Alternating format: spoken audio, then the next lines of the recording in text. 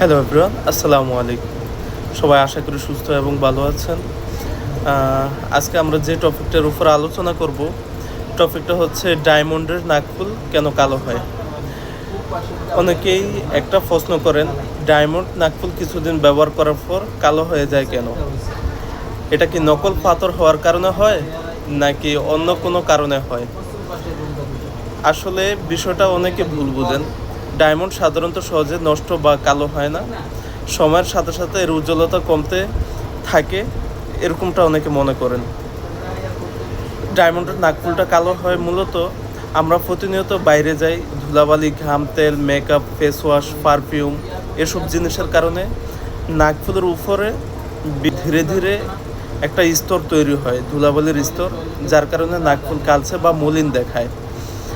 অনেক সময় পানি বা বাতাসের আর্দ্রতার কারণে এর চকচকে ভাব কমে যায়। বিশেষ করে যারা নিয়মিত নাকফুল পরে থাকেন তাদের ক্ষেত্রে এই বিষয়টা দেখা যায়। আর একটা বড় কারণ হলো পরিষ্কার না করা। অনেকে মাসের পর মাস নাকফুল পরিষ্কার করেন না, ফলে ময়লা জমে উজ্জ্বলতা কমে যায়, কালো দেখা যায়। তবে ভয়ের কোনো কারণ নেই, সঠিকভাবে পরিষ্কার করলে অনেকটা আগের মতো চকচকে হয়ে যাবে।